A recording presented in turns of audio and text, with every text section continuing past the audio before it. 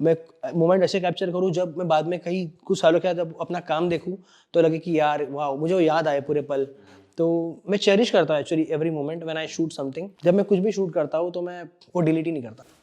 अच्छा, मतलब जो भी शूट करा है सारे भले वो मतलब मेरा गलती से दिन में 1000 ब्लर फोटोज फोटो ले भी रहे हो। आया हो, अच्छा। मैं ब्लर फोटो भी रखता हूँ। कोई भी ब्रांड हो, अगर आपको लगता है कि मुझे उनके साथ कोलैबोरेशन करना है ना, उनके बारे में स्टडी करो। सबसे इंपॉर्टेंट चीज़।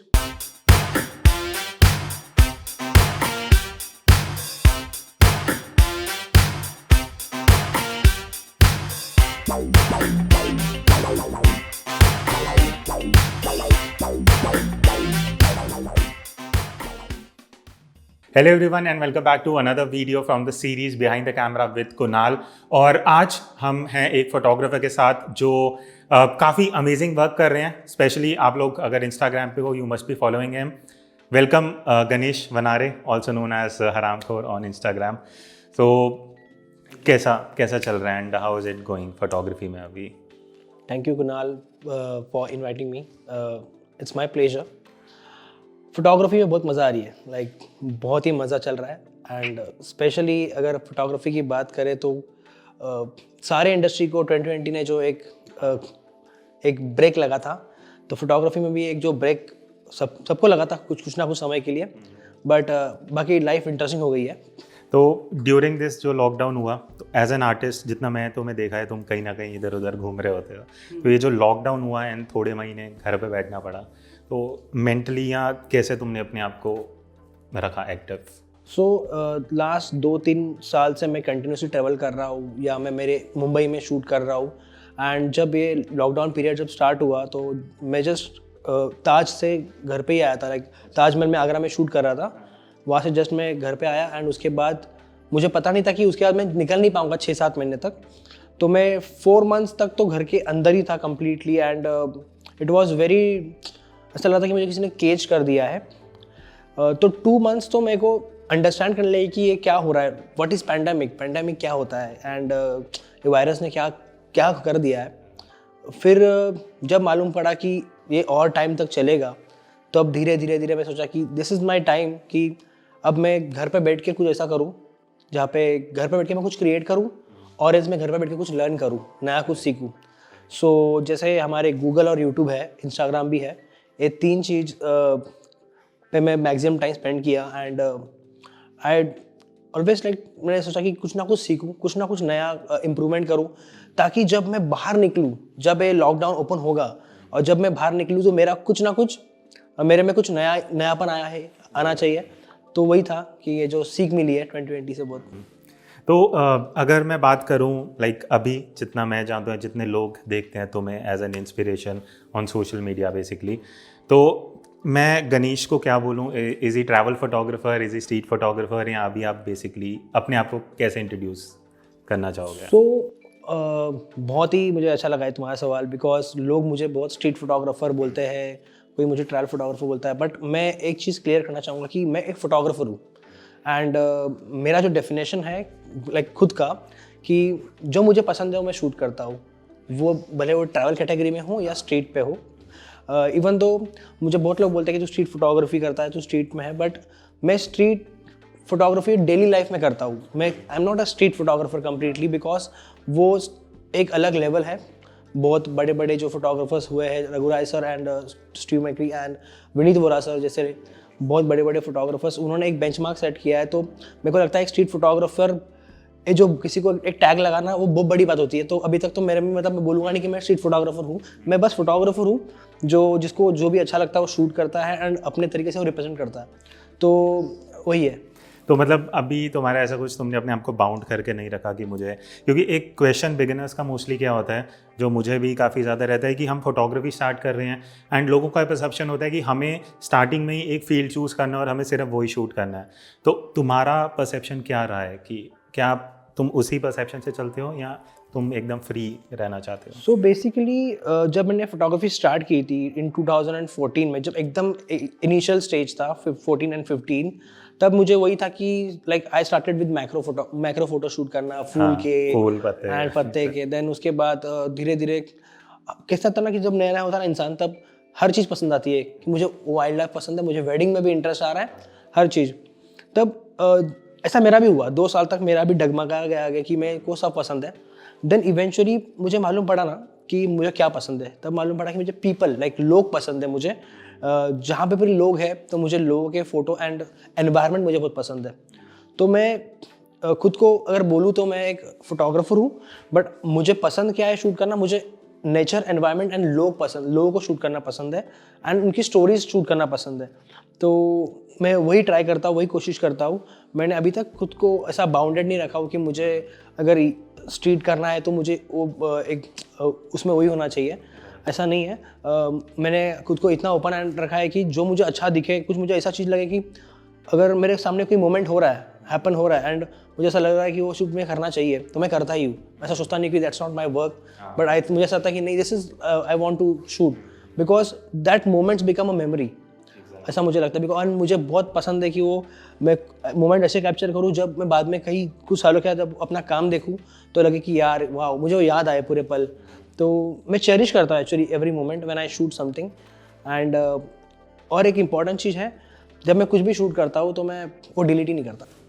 अच्छा, मतलब जो भी शूट करा है भले वो मेरा गलती से ब्लर फोटो भी आया हो, मैं ब्लर फोटो भी रखता हूँ। इंटरेस्टिंग। कुछ रीज़न इसके पीछे? रीज़न ये है कि जब मैं अभी जैसे लॉकडाउन का जो पीरियड था, मैं घर पे बैठ के पूरा अपना डेटा निकाला, तो बहुत ज़्यादा डेटा था। बट मुझे तब मालूम पड़ा मेरे मिस्टेक्स कि मेरा ये फ़ोटो ब्लर तब क्यों हुआ था। सो वही है कि जब मैं बैठूंगा आगे भी कभी ऐसा बैठूंगा, मैं जब पास्ट के जब मैं 1-2 साल पुराना काम चेक करूंगा मेरा, मैं तब जो ब्लर फोटो रहेगा, फिर शेकी फोटो भी रहेगा मेरा, वो तब मुझे रीज़न पता चलेगा कि वो फोटो अभी क्यों था एंड उसके बाद का फोटो कैसा है।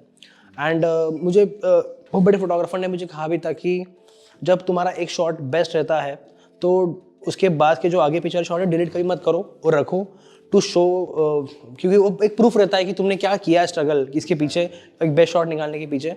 तो इसके लिए मैं ऐसा भी रख देता हूँ। और क्योंकि मुझे लगता है कि एवरीथिंग इज इम्पोर्टेंट। हाँ नहीं, बहुत ये अच्छा पर्सपेक्टिव मुझे लगा, क्योंकि कई बार होता है जो तुम्हारा एक बहुत अच्छा शॉट है, हो सकता है उससे 10 पहले शॉट्स में अगर कुछ मिस्टेक है तो तुम्हें नेक्स्ट टाइम ध्यान रहेगा कि हो सकता है मैंने इंस्टेंटली एपर्चर चेंज नहीं करा है, कुछ भी सेटिंग्स में चेंज नहीं कर पाया, तो बाद में तुम्हें वो एज ए लर्निंग कर्व होता है। क्योंकि बहुत बार मैंने देखा है ये रहता है कि हमने कुछ फोटोज लिए ना, हम इंस्टेंटली कैमरा में ही डिलीट कर रहे हैं, राइट। एंड वो एक अच्छा पॉइंट है। ये मैं क्वेश्चन पूछना चाहता था तुमसे कि जब इंस्टाग्राम पे तुमने स्टार्ट करा, एक कोई ऐसी फ़ोटो तुम्हें याद है जो तुम्हें लगा कि जिस वजह से तुम्हें रियलाइज़ हुआ कि हाँ मतलब मैं जो फोटोग्राफी कर रहा हूँ उसको अच्छे से रिकग्नाइज़ किया जा रहा है, या कोई एक फ़ोटो वायरल गई हो, कुछ ऐसा याद है तुम्हें? मतलब कोई एक फ़ोटो जो तुम्हें लगा हो तुम्हारी वायरल गई हो एंड उससे तुम्हें रिकग्निशन मिला हो काफ़ी ज़्यादा? सो मैंने जब इंस्टाग्राम स्टार्ट किया था तो उसके मुझे एक्चुअली मेरा इंस्टाग्राम भी जो ऐप है, एक्चुअली मैं बहुत आउटडेटेड इंसान हूँ, I am very outdated personality. तो मैं बहुत ट्रेडिशन पे बिलीव रखता हूँ, ट्रेडिशनल अप्रोच पे। मेरा मॉडर्न अप्रोच अब भी धीरे धीरे मैं कर रहा हूँ खुद को चेंज, बट मैं पहले से ही बहुत ट्रेडिशनल अप्रोच वाला इंसान हूँ। तो मेरा एक फ्रेंड है सत्यम, मेरे मुंबई में रहता है, उसने मुझे बोला था कि इंस्टाग्राम इज़ एन ऐप जहाँ पे तू फोटो डाल सकता है। मुझे फोटो निकालना पसंद था फ़ोन से पहले। ये कब की बात है? ये 2013 की बात है। तो तब मेरे पास नया नया फ़ोन भी आया था एंड मुझे फ़ोटो में तो बहुत इंटरेस्ट था निकालने में। तो उसने बोला कि ये ऐप है, और उसने 2013 में मैं शूट करने चालू किया था। एंड जब उसने मुझे बोला कि 2014 बोला उसने मुझे कि ये ऐप आया है इंस्टाग्राम जो बहुत लोग पहले से यूज़ कर रहे हैं एंड तू ये इंस्टॉल कर और इस पर तू फोटोज़ डालते रहे। तब मुझे कोई आइडिया नहीं था फॉलोअर्स क्या होते हैं, ये सब कुछ आइडिया नहीं था। तो मुझे उसी ने ही वो ऐप इंस्टॉल किया मेरे फ़ोन पे एंड देन मैंने उस जो साल में 2014 में सिर्फ 2 ही फ़ोटो पोस्ट किए थे, मुझे अभी याद है, नॉर्मल फ़ोटो थे फ़ोन से निकाले हुए।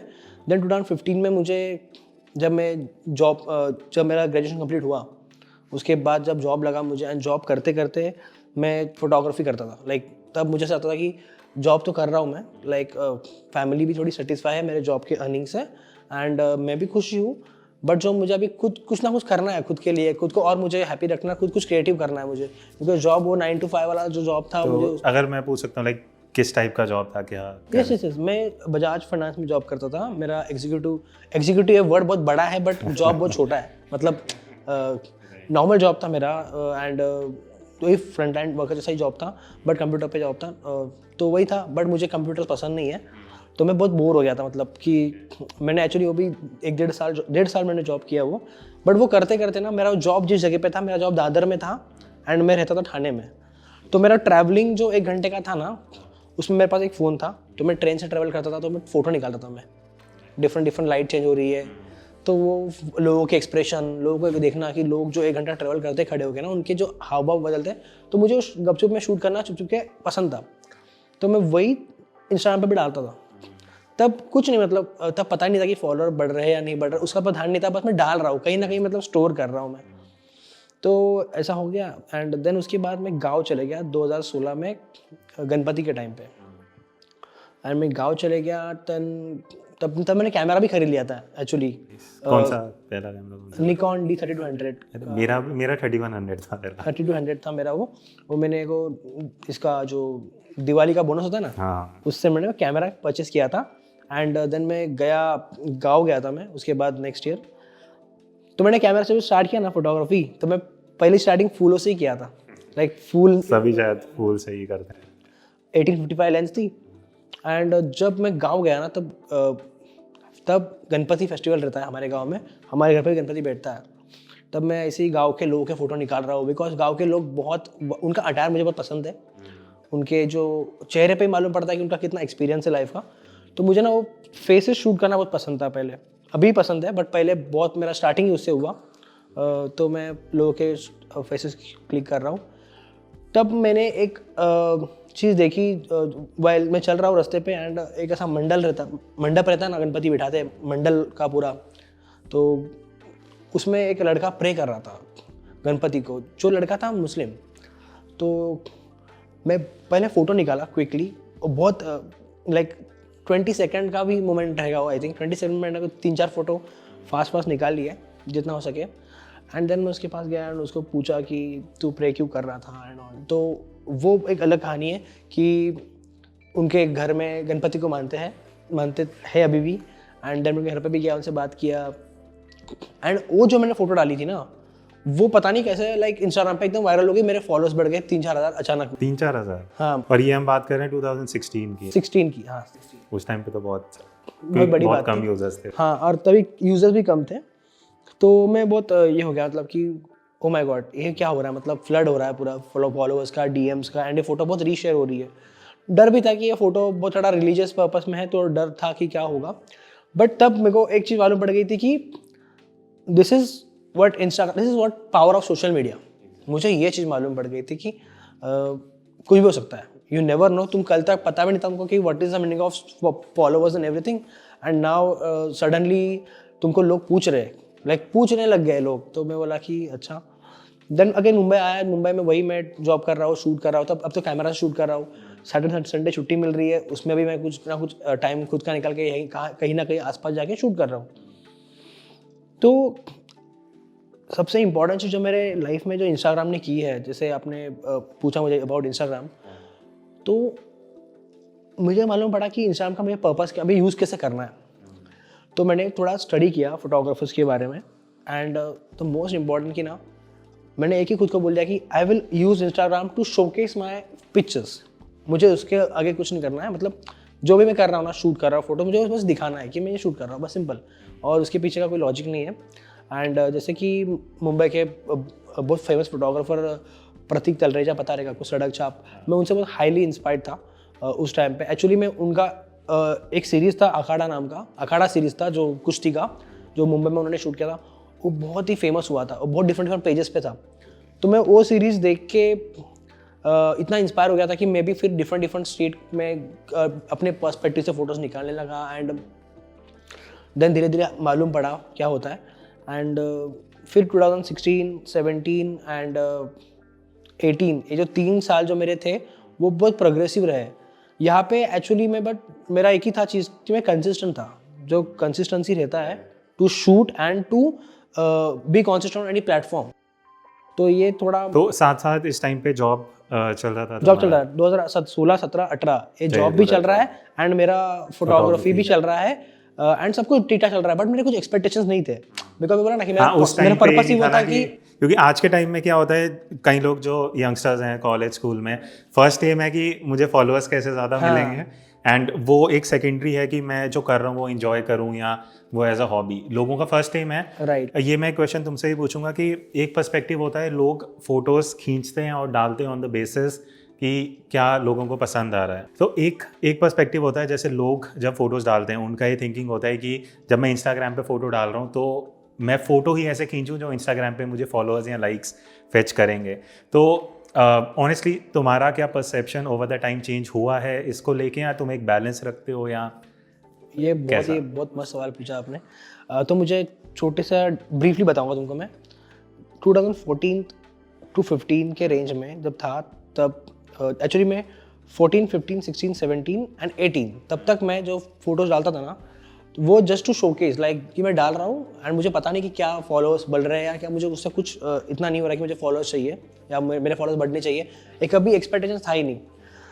तो आपको मैं थोड़ा एक रेंज बताता हूँ कि 2014 से 15 मेरे फॉलो 19 थे इंस्टाग्राम पे, 19 फॉलोअर। एंड उसके बाद 15 से लेके 16 मेरे फॉलोअर 200 थे। 16 टू 17 मेरे फॉलोअर थे 800 के रेंज में। एंड 17 टू 18 के इसमें मेरे फॉलोअर थे 10,000। हाँ 10,000 फॉलोअर बढ़ गए थे वो जो फोटो का था। एंड 18 टू 19 में मैं 100 हो गया था, 100 150 के बीच में। एंड उसके अभी 20 वाला जो था वो 200 एंड अभी 300 के इसमें चल रहा है। तो दैट्स मैं ये अभी बता रहा हूँ जो आपका सवाल था। तो मेरा पहले से एक ही पॉइंट ऑफ व्यू था कि मैं जिस पॉइंट ऑफ व्यू से शूट कर रहा हूँ, मेरा जो देखने का नज़रिया है बस मैं वो डाल रहा हूँ। अब वो लोग अप्रिशिएट करें या ना करें उससे मुझे कुछ नहीं है, बट मैं खुश हो रहा हूँ कि यू नो हाँ आर्टिस्ट के लिए आई थिंक एप्रिसिएशन एक्चुअली ना एक्साइटमेंट होती है। एक जो ना मेरे में एक्साइटमेंट पता क्या होती है, आज भी अगर मैं कोई फोटो खींचूँ जो खींचने के बाद मुझे अच्छी लगे ना तो मैं मेरे सारे फ्रेंड्स को बताता हूँ, दिखाता हूँ कि देखो मैंने फोटो खींची है, मुझे अच्छी लग रही है बहुत। सो आई थिंक मुझे ऐसा लग रहा है ना कि आजकल के जो न्यू बिगिनर्स है ना, जो इंस्टाग्राम पे जो जिनका पॉइंट ऑफ व्यू होता है कि जिनका होता है कि फॉलोअर्स के लिए, उनका ऐसा नहीं है। उनका ऐसा लगता रहेगा कि आई विश कि वो मैं ऐसा कुछ खींचूँ जो मेरा इंस्टाग्राम पे चले। हाँ ओके तो मेरा ये था, मेरा भी एक पीरियड ऐसा आया था इन 2019 के 6 महीने मेरे लाइफ में ऐसे आए थे कि ना मैं ऐसा चल रहा था कि मैं ऐसा कुछ क्रिएट करूँ जिससे मुझे, क्योंकि ऑलरेडी मैं ग्रो हो रहा था तो मुझे अभी वो भूख लगी थी एग्जैक्टली वो होता है कि और मेरे फॉलोअर्स बढ़े, मैं ऐसा क्या करूँ, शूट करूँ। तो तब मालूम पड़ा मुझे 6 महीने में कि मैं शूट कर रहा हूँ, मैं वर्टिकल फ्रेम्स डाल रहा हूँ, मैं शूट करके डिफरेंट पर्सपेक्टिव से फोटो निकाल रहा हूँ, मैं थोड़ा सैचुरेशन बढ़ा रहा हूँ, थोड़ा HDR कर रहा हूँ, मेरे फॉलोअर्स बढ़ रहे हैं, मुझे अप्रिशिएशन मिल रही है। बट मैं कहीं ना कहीं मेरी ओरिजिनलिटी खो रहा हूँ, ये मुझे बहुत फील हो रहा था।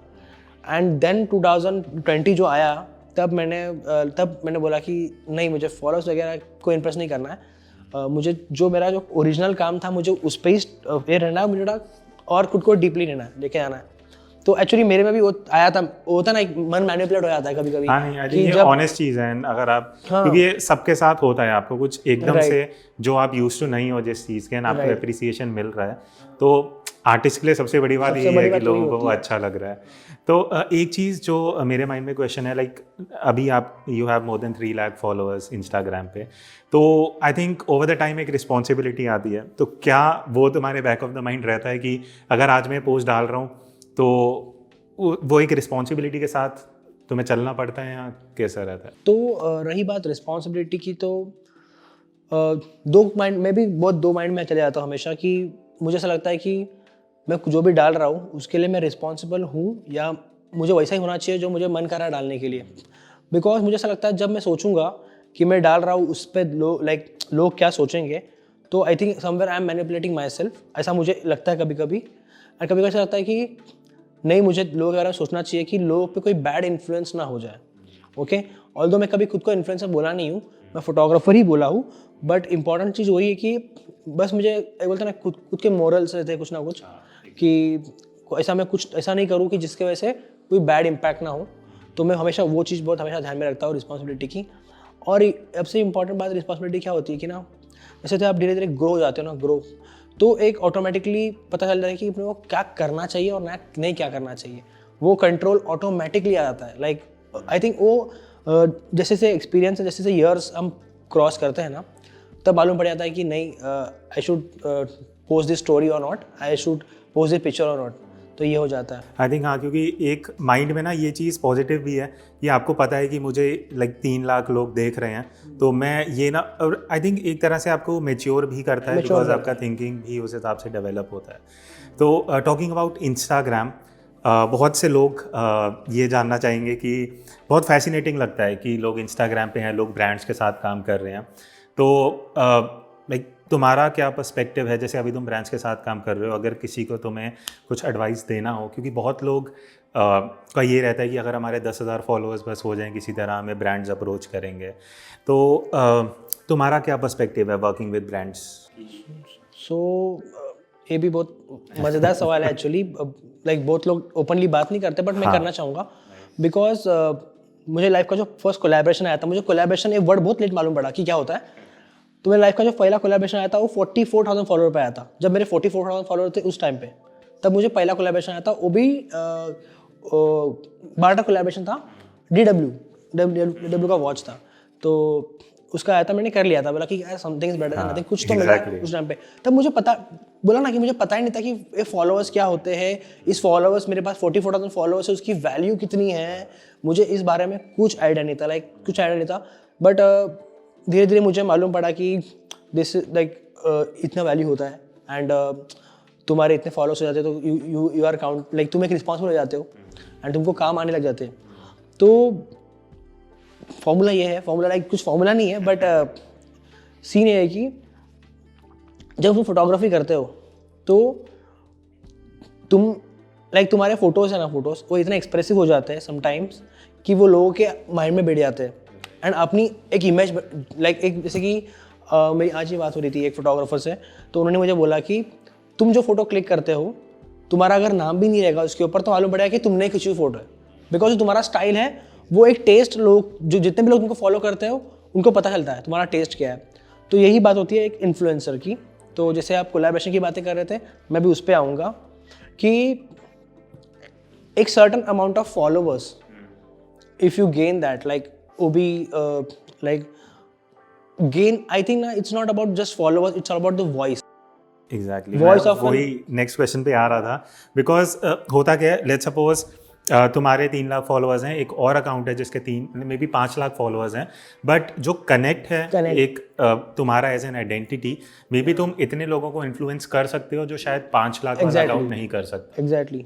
तो आई थिंक उस पर्सपेक्टिव से मैंने ऐसे भी लोग कुछ देखे ना जिनके 70 to 80,000 फॉलोवर्स है, but they have very large impact, like a very huge impact on audience, जितने भी उनके ऑडियंस है, बिकॉज ऑफ कंटेंट। उनका कंटेंट बहुत रिलेटेबल रहता है एंड वो मेरे लिए बहुत, मतलब वो मैटर करता है। सो कभी भी कोलैबोरेशन मिलना चाहिए, मुझे मिलेंगे एंड मैं अर्न करूँगा उससे। उस पॉइंट ऑफ व्यू से अगर फोटोग्राफी करोगे तो कभी होगा नहीं। अगर तुम कंटेंट, लाइक अगर स्ट्रॉन्ग कंटेंट अगर तुमको जो पसंद है वो आप करोगे तो आई थिंक आपको लोग पूछेंगे।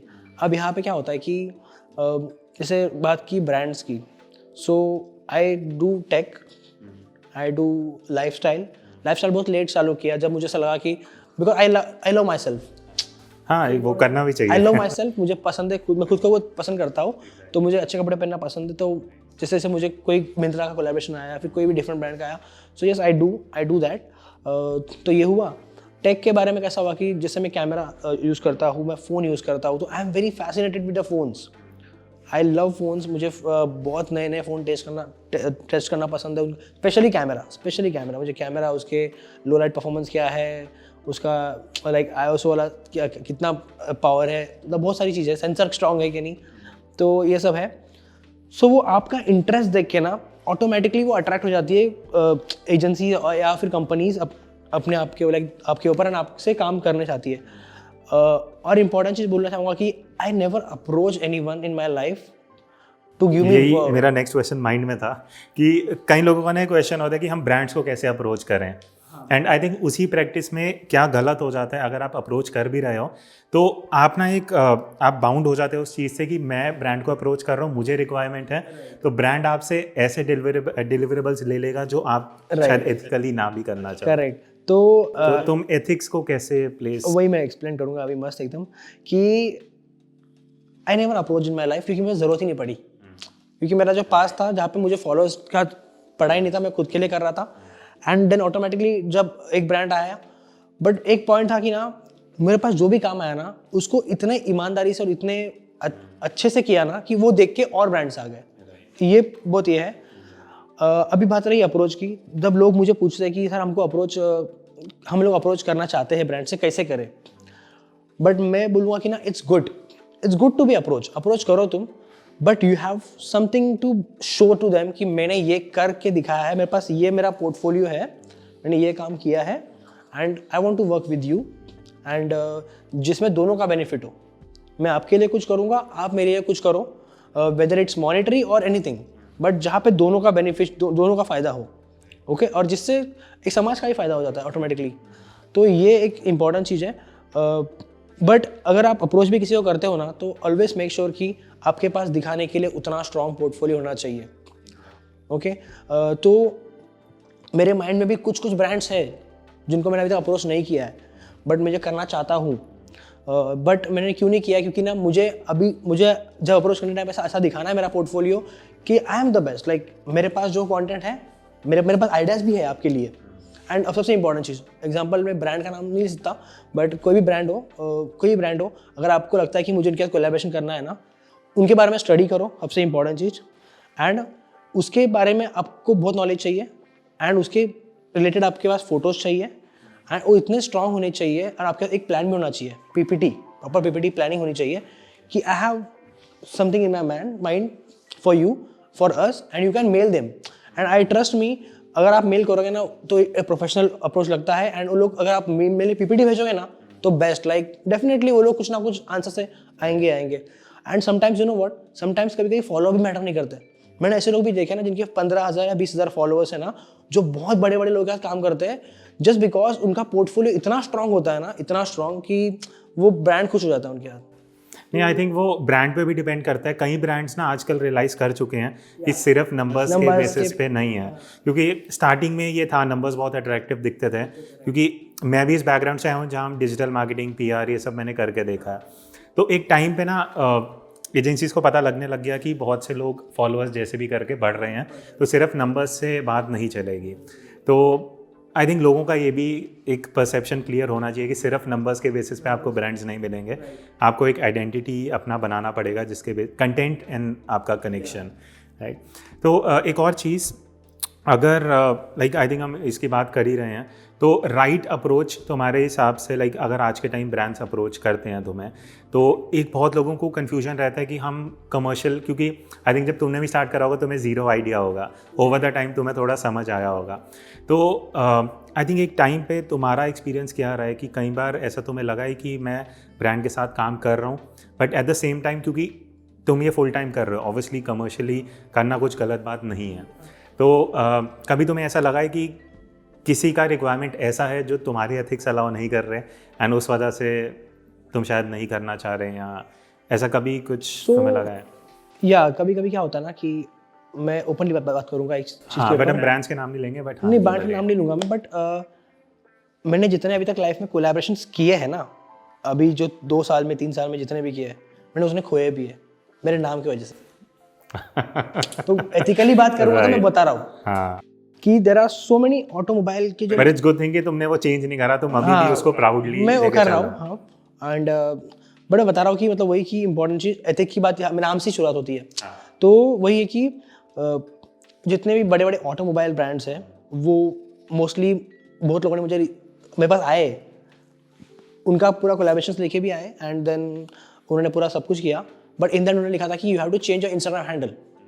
मैंने कहीं किसी भी इंटरव्यू में बोला नहीं है, मैं अभी बोल रहा हूँ ओपनली कि बहुत सारे ऐसे ब्रांड्स आए मुझे बोले कि तुम्हारा इंस्टाग्राम हैंडल चेंज कर दो and then we will look forward for that, but then I can't like be another person for a different brand, so that means I am manipulating my self.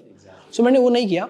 तो जैसे रही बात, आपने जो सवाल पूछा था अप्रोच की, राइट, कि कैसा होना चाहिए, कि कौन से हद तक होना चाहिए, तो सबसे इम्पॉर्टेंट चीज़ है कि जहाँ आपको आपके जो लिमिटेशंस के बाहर नहीं निकलना पड़ रहा है, जहाँ आप आपका जो बॉक्स क्रिएट किया है, फिर जो भी है जिसमें आप खुश हो।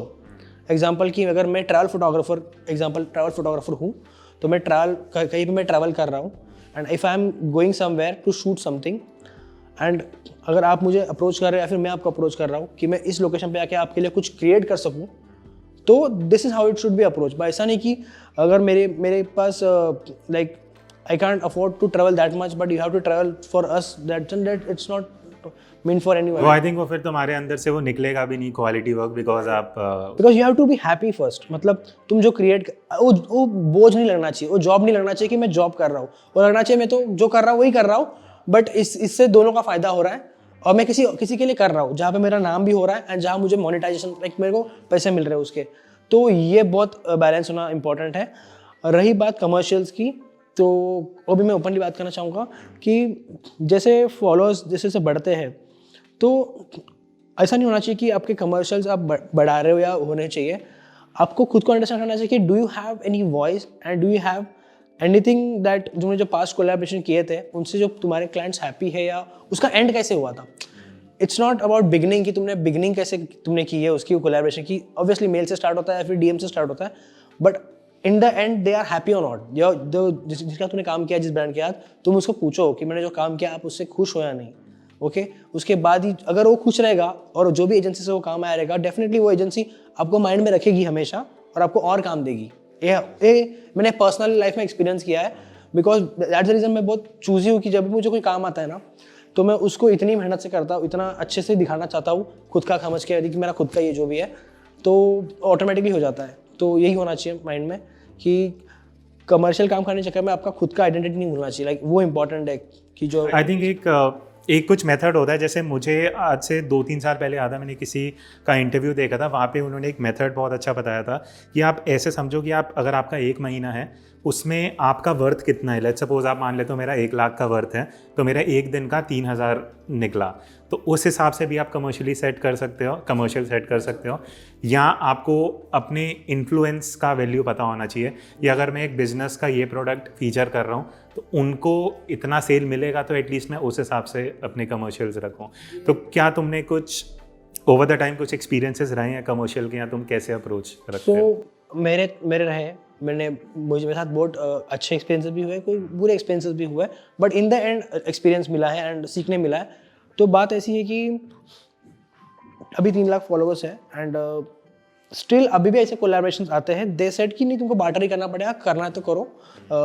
Like they always try to drive the whole thing, but then मैं उनको सिंपल सी बात बताता हूँ कि मुझे करना तो बहुत इच्छा चाहता हूँ, बट अगर मैं फ्री में करूँगा ना तो उसकी वो चीज़ की वैल्यू नहीं रहेगी। ओके वैल्यू भी नहीं रहेगी। And I think more important क्या है, अगर मैं एक ब्रांड प्रमोट कर रहा हूँ तो या तो वो एनजीओ है जिसको फाइनेंशियली बेनिफिट नहीं मिल रहा, अगर मैं आपका प्रोडक्ट प्रमोट कर रहा हूँ आपको फाइनेंशियल बेनिफिट हो रहा है, तो आप मुझे भी उतना एक परसेंटेज होना चाहिए। 1% डेफिनेटली होना चाहिए, because we are the front people who are creating content for them. Because हम पैदा हुए एडवर्टीजमेंट्स देख के पेपर में, टीवी पे। अब वो तो जो कर रहे हैं they are charging for it, because जो वो प्रमोट कर रहे हैं उससे बिजनेस को एट द एंड मिल रहा है बेनिफिट। तो वही चीज़ अब डिजिटल प्लेटफॉर्म में हो रहा है and we are working as कि हम एक ब्रांड या प्रोडक्ट को प्रमोट कर रहे हैं। तो ऑल्सो सबसे इम्पॉर्टेंट बात बताना चाहूँगा कि ट्राई टू एनालाइज। जरा आई थिंक वेबसाइट्स ऑल्सो कुछ है, मैं कभी गया नहीं, मैंने सुना है कि जो आपके फॉलोअर्स डालने के बाद मालूम पड़ता है कि आपका कितना वैल्यू होना चाहिए पर पोस्ट या फिर पर स्टोरी, जो भी है वैल्यू होना चाहिए। तो अगर मुझे मालूम पड़ा तो मैं बताऊंगा कि कौन सा मैं डालूंगा मेरी स्टोरी पे कि ये वेबसाइट है, इससे मालूम पड़ेगा। बट सबसे इम्पोर्टेंट चीज़ ये भी है कि ना कभी कभी क्या होता है कि if I have a same number of follower, like मेरे पास 3 लाख फॉलोअर्स हैं मेरे, किसी और के भी 3 या 4 लाख फॉलोअर्स हैं। मैंने ऐसे भी बहुत सारी चीज़ें देखी कि उस इंसान को उतने अमाउंट लेनी चाहिए थी, भले मेरा कोई ये नहीं है उसके साथ कि मुझे याद है मैं तुम्हारा एक स्टोरी देखा था जहाँ पे तुमने मेंशन करा था अगर इतने फॉलोअर्स हैं तो इतना मैंने ये जानबूझ के पता क्यों किया था, बिकॉज एक बहुत बड़ा कैंपेन चल रहा था। मेरे सारे फ्रेंड्स जो है वो उस कैंपेन के पार्ट थे, मैं नहीं था, because I am already part of different campaign. तो मेरे जो दोस्त लोग हैं, मेरे 8 से 10 फ्रेंड लोग हैं, उन्होंने मुझे पर्सनली फ़ोन किया था कि ब्रो मुझे एक कैंपेन आया है एंड मैं कितना कॉस्टिंग दूँ। मेरे से लोग पूछते हैं, तो मैंने सबको बोला कि तेरे फॉलोअर्स कितने हैं। मैंने बोला कि मैं तुझे 10 मिनट बाद कॉल करता हूँ। तो मैंने उनको बोला कि you should charge this much amount. ना मैंने ज़्यादा बोला ना कम बोला, मैंने बोला this is the optimum amount you can charge या यू हैव टू चार्ज। तू कम कर रहा है तो that means it's all up to you, ज़्यादा कर रहा है तो तुझे अच्छा ही है, वेल एंड गुड। बट जब मुझे उसने बोला कि नो आई एम गेटिंग, जो तू अमाउंट बोल रहा है उससे मुझे 70% लेस अमाउंट मिल रहा है, विच इज़ नथिंग। मैंने बोला कि ब्रो सो मुझे एक्चुअली एजुकेट करना पड़ेगा लोगों को, बिकॉज पता क्या होगा, मार्केट वैल्यू ठप हो जाएगा, पूरा इंडस्ट्री का मार्केट वैल्यू ठप हो जाएगा, और इंडस्ट्री को उठाने वाले भी क्रिएटर होते हैं और दबाने वाले भी क्रिएटर होते हैं। सो मैं हमेशा वो चीज़ ओपनली बात करता हूँ और बताना भी चाहता हूँ कि ना, वी शुड ऑलवेज लाइक एक म्यूचुअल अंडरस्टैंडिंग होनी चाहिए दोनों क्रिएटर में। जैसे अभी एग्जाम्पल देता हूँ मैं, थोड़ी आगे की बात बता रहा हूँ। रणबीर कपूर जो है एंड रणवीर सिंह है, they both know their values, their market values when they sign film. Okay, so यही अंडरस्टैंड, इवन सबको पता है कि फिल्म का बजट कितना है, 200 करोड़ की फिल्म बन रही है, एक्टर्स को इतना पैसा मिला, एक्टर को इतना पैसा मिला। सेम कैंपेन्स में भी ऐसा ही होता है, इवन क्रिकेटर्स का भी ऐसे होता है। क्रिकेटर्स नो नाउ, अभी जो आया था 2021 का, तब मालूम पड़ा कि Jasprit Bumrah is the highest paid cricketer than Virat Kohli and Rohit Sharma. तो ये फैक्ट है, क्योंकि उसका परफॉर्मेंस अच्छा है, उसने जो भी किया, उसके जो लास्ट 1 ईयर के परफॉर्मेंस है। तो ये अंडरस्टैंडिंग अपने क्रिएटर्स लोग में होनी चाहिए, भले वो दिल्ली का, मुंबई का, अवेयरनेस होना चाहिए कि अगर कुणाल सर इतने चार्ज करते हैं तो मुझे कितना चार्ज करना चाहिए। ऐसा नहीं कि मुझे समथिंग बेटर, मुझे नथिंग, मतलब मुझे इतना मिलना चाहिए। You should understand the value of photography, value of the market. तो उसी तरह से हम सब आगे ग्रो होंगे। Otherwise because I think starting में क्या होता है, बहुत क्रिएटर्स जो बहुत अच्छा काम कर रहे हैं बट कभी एसोसिएशन नहीं हुआ। पहले 1-2 ब्रांड जब अप्रोच करता है ना, तो उन्हें लगता है कि अगर मुझे XYZ अमाउंट भी मिल रहा है तो हाँ एटलीस्ट मैं ब्रांड के साथ काम कर रहा हूँ। तो स्टार्टिंग में लोग कर लेते हैं, बट हाँ ओवर द टाइम अपना वैल्यू जानना बहुत ज़रूरी है। तो आई थिंक अच्छा है we are talking about it and आप ओपनली शेयर कर रहे हो। It's very much important because openly बात करना ज़रूरी है, बिकॉज इससे ही अगर मार्केट ऊपर हो जाएगा। नहीं तो ऐसा हो जाएगा कि दोस्त वो है जिसके 500 और 600 के फॉलोवर्स है, and if they are charging less than the like we are charging, so वो थोड़ा हो जाएगा कि नाइदर, क्योंकि वो लोग को एडवांटेज मिल जाएगा एजेंसी वाले को, ब्रांड वाले को, कि यार इसके इतना चार्ज कर रहा है, तुम इतना क्यों कर रहे हो। बट वही कि सबका इंडिविजुअलिटी होता है, सबका आइडेंटिटी अलग होता है कि मेरा काम करने का तरीका ऐसा है, तुम्हारा काम करने का तरीका ऐसा है, तो वही होता है। हाँ बट मैंने एक चीज़ देख लिया, अगर किसी ब्रांड को तुम्हारे साथ काम करना है ना, वो करता है, वो मैंने भी नोटिस किया है। वो एक्चुअली एक चीज़ और जो डिफरेंस है, एक हम अप्रोच कर रहे हैं और एक जब ब्रांड अप्रोच करता है, तो मैंने देखा जब ब्रांड आपको अप्रोच कर रहा है ना, तो उनके माइंड में क्लियर है कि मुझे इसके साथ काम करना है। तो वहाँ पे आप उस हिसाब से भी देख सकते हो कि जब ब्रांड इंटरेस्टेड है तो देन आपको भी अकॉर्डिंगली कैलकुलेशंस करना चाहिए। राइट, वो इम्पोर्टेंट है। बट मेरे लास्ट जो मैं बताऊंगा अबाउट दिस कोलैबोरेशन, जो टॉपिक हमारा चल रहा था, कि आप किसी के साथ भी काम करो, कोई भी ब्रांड हो, बी एट एनी ब्रांड, भले वो टेक हो या लाइफस्टाइल हो, एनीथिंग, उतने ही लॉयल्टी के साथ करना। वो पैसे के लिए नहीं करना काम, वो ऐसे करना कि वो खुद का समझ के करना। उससे क्या होगा कि ना, एक अच्छा अवेयरनेस होगा, ऑटोमेटिकली वो अवेयरनेस पैदा हो जाता है ऑटोमेटिकली कि ये जो भी कर रहा है दिल से कर रहा है, ऐसा नहीं कि फोर्सफुली कर रहा है। और मालूम पड़ जाता है, यू नो, फोटो देख के मालूम पड़ जाता है कि फोटो क्वालिटी से सब पता लग मालूम पड़ जाता है कि क्योंकि एक जो आर्टिस्ट रेगुलर बेसिस पे फोटोज डाल रहा है, मुझे पता है वो क्वालिटी वर्क डाल रहा है, एंड एकदम से अगर मैं कुछ डिफरेंस देखता हूँ तो वो पता लग जाता है कि यहाँ तो वो ज़बरदस्ती है। एंड आई थिंक हाँ वो इंटरेस्टिंग पॉइंट है, बिकॉज सी ऑनेस्टली पहले, आज से अगर मैं 5 साल पहले की बात करूँ, मैं यूट्यूब या इंस्टाग्राम पे देखता था कोई भी प्रमोशन कर रहा है ना, तो बहुत नेगेटिव कमेंट्स होते थे कि तू बिक गया, तूने इससे वैसे ले लिया।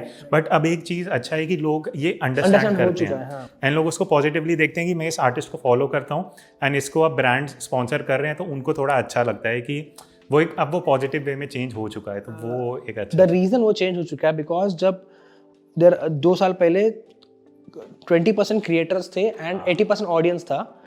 अब जो 80% ऑडियंस था उनको भी क्रिएटर्स के रूप में ही उनको बनना, देखते हैं कि मैं भी क्रिएटर बनूंगा, मुझे भी क्रिएटर बनना है, I also want to create something, I want to become like that.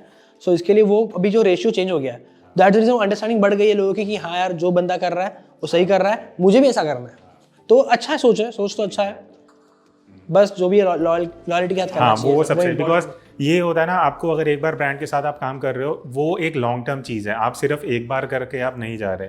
तो कमर्शियल एक ठीक है, एक सेकेंडरी चीज़ हो गया, बट प्राइमरी जो मेरे हिसाब से मेरा भी जो अप्रोच रहता है, अगर मैं ब्रांड प्रमोट भी कर रहा हूँ या कोलैबोरेशन कर रहा हूँ, तो पहली प्रायोरिटी क्वालिटी होनी चाहिए। बिकॉज अगर मैं आज किसी के साथ काम कर रहा हूँ, उसके बेसिस पे 10 लोग और भी अप्रोच कर सकते हैं। तो अगर आपका एक ही वीडियो में क्वालिटी नहीं अच्छा, तो इन फ्यूचर वो चीज़ ख़राब हो जाती है। अब एक तो जैसे हम अर्निंग की बात कर रहे थे इंस्टाग्राम से, तो कई लोग जो प्रोफेशनली जा रहे हैं, कोई सोच रहे हैं कि लॉन्ग टर्म मे बी कोई ट्रैवल फोटोग्राफी कर रहा है, कोई स्ट्रीट फोटोग्राफी कर रहा है, तो वहाँ पे कुछ अर्निंग के स्ट्रीम्स या रेवेन्यू के कुछ ऑप्शंस तुम्हारे हिसाब से क्या हो सकते हैं अभी के टाइम में?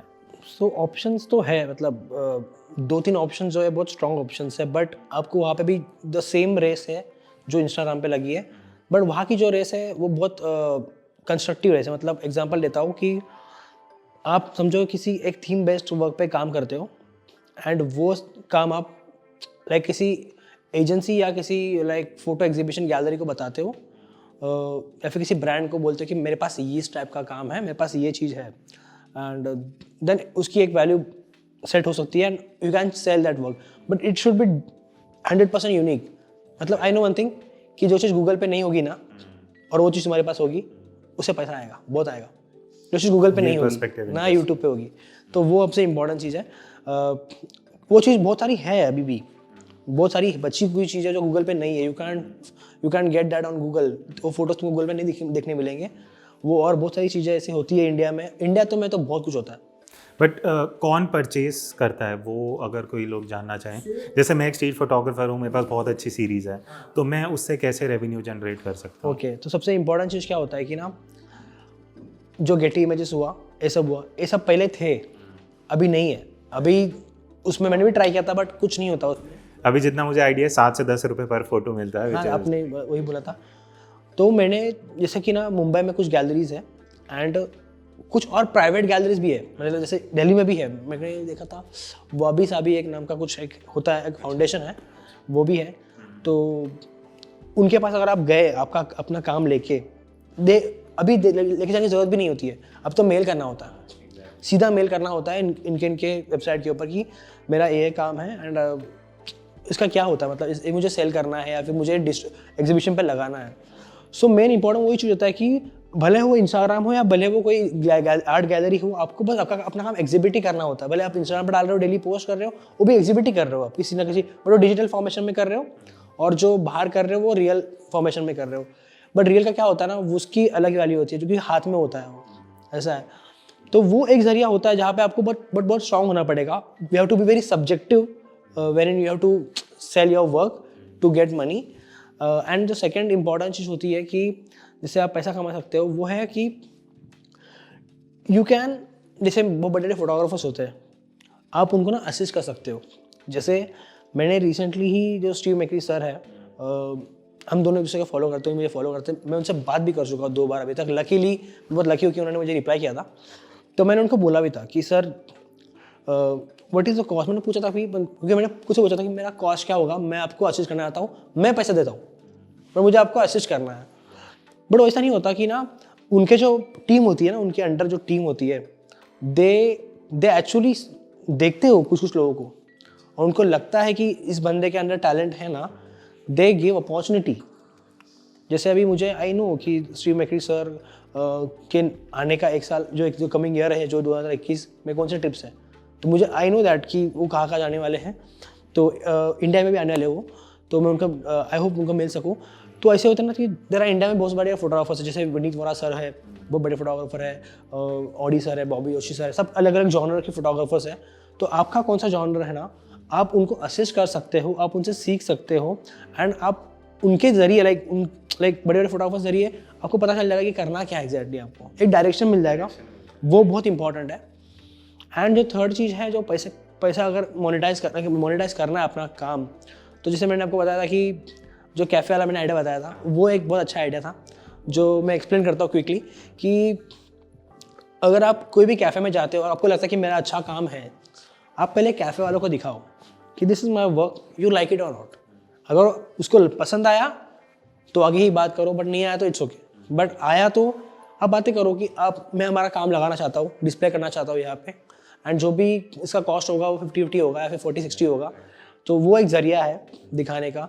And there are an number of other platform also, because you never know कि तुम्हारा फोटो की वैल्यू कब बदल जाएगी एंड कब क्या होगी, वो इम्पोर्टेंट है। इसके लिए तुमको हर एक चीज़ डॉक्यूमेंट करना वो बहुत इंपॉर्टेंट हो जाता है। आई थिंक अगर हम स्ट्रीट की बात, अगर ट्रैवल एक लेते हैं पार्ट, बिकॉज जितना मुझे पता है तुमने स्टार्टिंग में, अभी भी तुम काफ़ी ज़्यादा ट्रैवल कर रहे हो, एंड एक पॉइंट होता है जब हम काफ़ी यंग हैं, इतना फाइनेंशियली भी हम, ऐसा नहीं है कि हम फ्लाइट लेके हम इधर उधर जा रहे हैं, तो बजट ड्राइविंग के लिए काफ़ी लोग जो तुम्हें भी फॉलो कर रहे हैं, बहुत से अभी यंगस्टर्स होंगे जो मे भी अफोर्ड नहीं कर सकते, तो क्या टिप है या तुम क्या सजेशन दोगे कि क्या हम बजट में ट्रैवल कर सकते हैं, या तुम्हारा कैसा रहा है?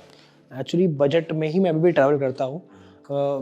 एक्चुअली लगता है, दिखता है लोगों को स्टोरी से कि it's larger than life, but नहीं, everything is in budget. But I tell you कि वो कैसे प्लान आउट करते हैं, बहुत ईजीली होता है कि अगर आप पहले देखना चाहिए कि लाइक माइंडेड पीपल आपके साथ है क्या, या कोई आना चाहता है या नहीं आना चाहता है, या फिर सोलो गए तो भी आप अगर वेल प्लान्ड होगा ना, like pre planned, I think pre planned trips are very good than sudden plan trips.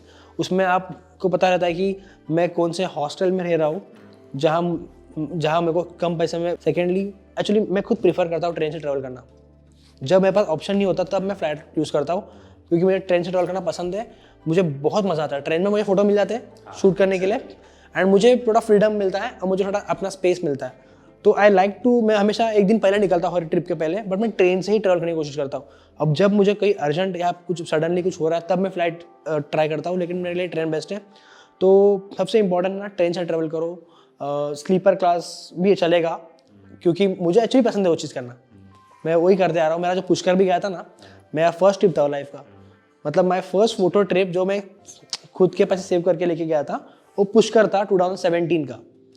तो वो भी गया था, मेरे लिए वही एक्सपीरियंस था कि मैं गया हूँ बहुत ही बजट लेके लो, एंड मैंने बहुत सस्ता वाला होटल बुक किया है। मैं 2 बार ही खाना खा रहा हूँ, लेकिन वो देख के खा रहा हूँ कि मुझे क्या खाना है, बट इतना भी नहीं होना चाहिए। बट बता रहा हूँ कि यू कैन प्लान योर जितना जल्दी प्लान करोगे ना ट्रिप कि मुझे इतना करना, इतना मेरा बजट है, एग्जांपल मेरा 10,000 या 6,000 बजट है, मुझे इसमें ये लोकेशन करना है, तो आपको कौन सी जगह पे रहना है। और एल्स अगर आप 4 लोग या 5 लोगों के साथ जा रहे हो तो आपका पैसा डिवाइड होता है। हाँ, वो फैक्ट है, खाने में डिवाइड होता है, वो एक फ़ायदा होता है। इसके लिए आप देखा है तो मैं हमेशा ग्रुप में ट्रैवल करता हूँ। मुझे सोलो ट्रैवल करना बहुत पसंद है, बट मैं नहीं करता ना, कि मैं हमेशा सोचता हूँ कि ना सबको थोड़ा थोड़ा, मतलब वो जो हिस्सा होता है ना वो सब में डिवाइड हो जाता है, बिकॉज बेयर भी सबको करना पड़ता है एंड खुशी भी सबको मिलती है।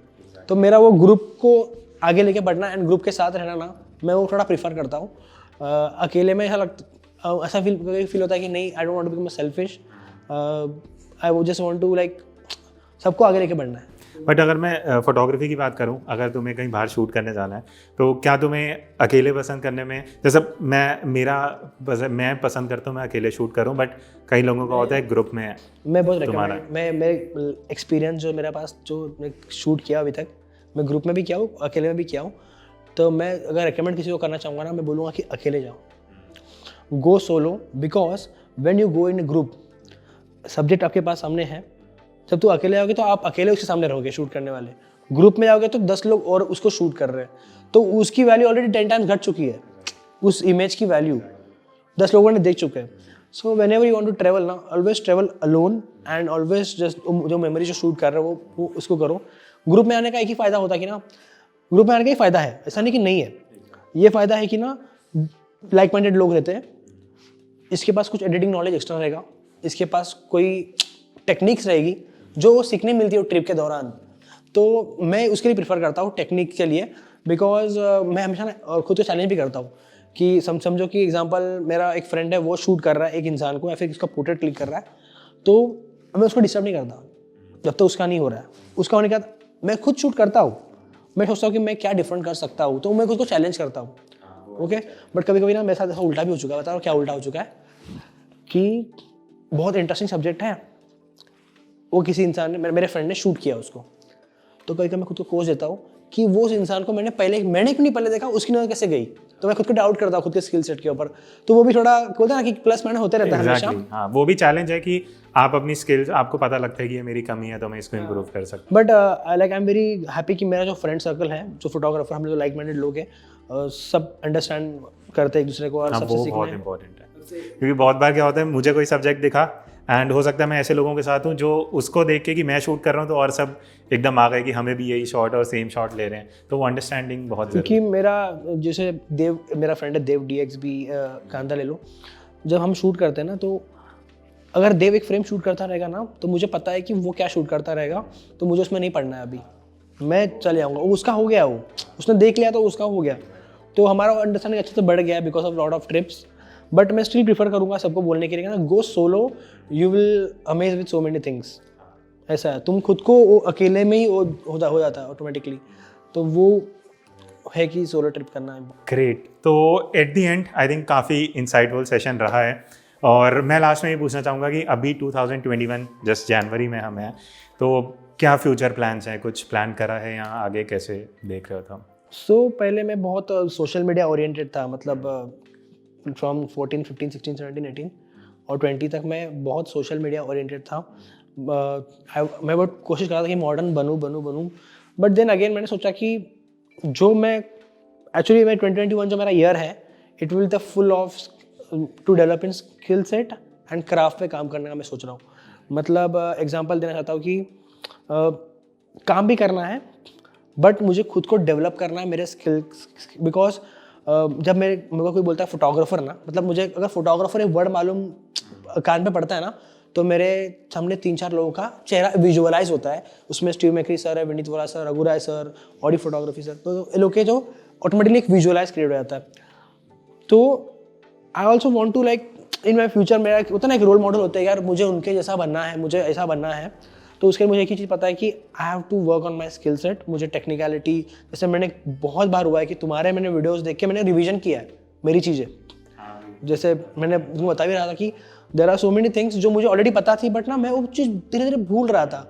ओके, बट मैं यूट्यूब सर्च करता हूँ मैं आज भी डेली मैं रोज़ रात को यूट्यूब पे कुछ ना कुछ सर्च करता हूँ, एंड मैं वो चीज़ रिपीटेडली देखते रहता हूँ। वो मेरी एक हैबिट है कि खुद को रिवाइज करने का, कोई ना कोई चीज़ देख के। जैसे कि कर्व्स के ऊपर टॉपिक हुआ, जैसे कैमरा के फोकल लेंथ के ऊपर एक टॉपिक, बहुत वास्ट टॉपिक है वो।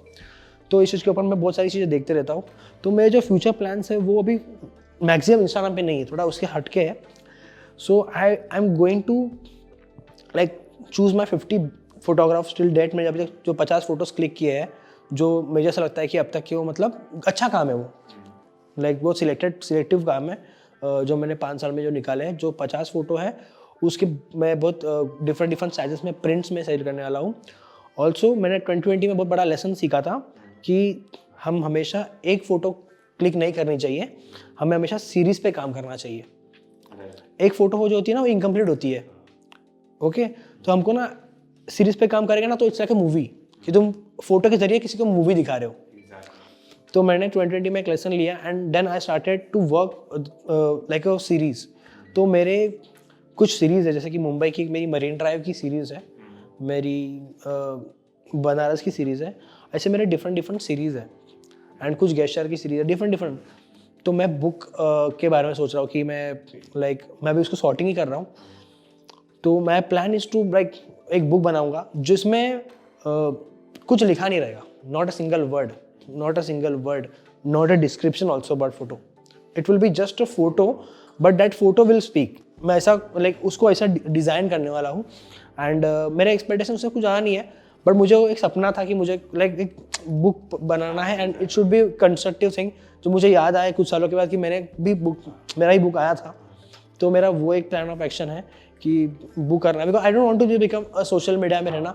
मुझे थोड़ा बाहर निकल के थोड़ा ये करना है, constructive work. Also one important बहुत बड़ा इंटरनेशनल फोटोग्राफर है जॉर्डन हैमॉन। मैं उसको बहुत कीनली फॉलो करता हूँ बिकॉज मुझे उसका काम बहुत पसंद है। He is very selective when it comes to work. उसने बोला था, और मैं वो चीज़ आगे लेके आऊँगा इस 2021 में, कि जो तुम फोटोज़ क्लिक करते हो ना, उसको तुम बड़े बड़े होटल्स, बड़े बड़े 5 स्टार होटल्स, 7 स्टार होटल, उनको तुम सेल कर सकते हो अगर वो फोटोज़ में उतना दम हो तो, अगर वो ट्रैवल फोटो इतना ये हो तो वही मेरा इस बार की प्लान है कि I will travel more this year, but very differently to build my skill set, and I will collect pictures. Like मेरा लास्ट ईयर अभी तक ना मेरा रेस में था, और अब मैं रेस से निकल चुका हूँ, और मैं खुद को प्रिपेयर कर रहा हूँ, खुद का अच्छा स्किल सेट बढ़ाना है मुझे, तो वही काम करना है। ग्रेट वही है। चलो, नाइस टॉकिंग टू यू। हम ट्राई करते हैं, मे बी नेक्स्ट ईयर हम फिर से मिलेंगे, एंड होपफुली जो तुम्हारे गोल्स हैं उसके बारे में आगे बात की जाएगी। सो थैंक्स अगेन इस सीरीज़ में आने के लिए, एंड एनी फाइनल वर्ड्स अगर तुम लोगों को जो तुम्हें देख के इंस्पायर होते हैं, तो उनके लिए कुछ टिप एज अ फोटोग्राफर। सो कुणाल, सबसे पहले थैंक यू सो मच यार, मतलब मुझे बहुत अच्छा लगा बात करके। इतना ओपनली मैं तुमने देखा नहीं लगा मैं इतना ओपनली बात किया हो कभी, लेकिन मैं फर्स्ट टाइम किया बिकॉज मुझे अच्छा लगा करने के लिए, तुम्हारे साथ बात करने के लिए। एंड तुम्हारे मैं बहुत वीडियो देखता हूँ, ये सच बता रहा हूँ, क्योंकि मुझे अच्छा लगता है वो चीज़ देखना। तुम बहुत अच्छे से एक्सप्लेन करते हो, जिससे मेरा खुद का रिवीजन होता है। एंड रही बात लाइक जो ये वीडियो देख रहे हैं उनको बताने के लिए कि फोटोग्राफी एक बहुत वास्ट टॉपिक है, एंड फोटोग्राफी होनी चाहिए personal thing. Like for me photography is very personal thing. जो मैं काम करता हूँ खुद के लिए करता हूँ, मैं इंस्टाग्राम पर डालता हूँ वो भी खुद के लिए डालता हूँ।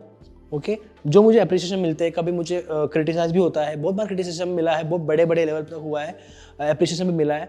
तो उसको हाउ यू टेक इट वो इंपॉर्टेंट होता है। तुम उसको कैसे लेते हो, उसको तुम पॉजिटिवली ले रहे हो, नेगेटिवली ले रहे हो, या उससे कुछ सीख के तुम अपने आप को ये कर रहे हो। एंड रही बात फोटोग्राफी की फ्यूचर की, फोटोग्राफी के फ्यूचर में बहुत उतार चढ़ाव आएंगे, मुझे इतना तो दिख रहा है अभी भी कि बहुत अप्स एंड डाउन्स आएंगे। एंड जो बेस्ट रहेंगे ना, बेस्टेस्ट बेस्ट लोग वही सर्वाइव कर पाएंगे, because you know we are still in pandemic and still like there are lot of big creators who are still at home, and there are different type of creators like who are travelling. तो ऐसा हो गया ना, सब balance बिगड़ गया है, संतुलन बिगड़ गया है। पहले संतुलन ऐसा था कि ना जो बड़े बड़े क्रिएटर्स थे वो हमेशा घूमते ही रहते थे और छोटे क्रिएटर्स देखते रहते थे। अब ये 2020 ने बदल दिया कि ना बड़े क्रिएटर्स ना कुछ घर पर बैठे हुए और जो स्मॉल क्रिएटर्स हैं ना वो बिंदास घूम रहे हैं। तो ये सब ना संतुलन बिगड़ गया है। तो you never know what will happen, but one thing is important, you have to always prepare for anything, like for worst और बेस्ट। तो हमेशा ना खुद को स्ट्रॉन्ग बनाना फोटोग्राफी में, जो भी आप काम कर रहे हो उसमें। एंड बहुत मजा आया मुझे। Thank you so much Kunal यार, मतलब बहुत अच्छा लगा। Same here. So thank you everyone, I hope आपको ये सेशन अच्छा रहेगा एंड इन फ्यूचर और ऐसा सीरीज आता रहेगा। सो अगर आप ये सुन रहे हो on any podcast platform, so do let me know the feedback, और अगर आप यूट्यूब पे देख रहे हो comment and let me know आपको ये सेशन कैसा रहा। That's it, thank you for joining in, I will see you in the next episode. Till then take care and keep clicking.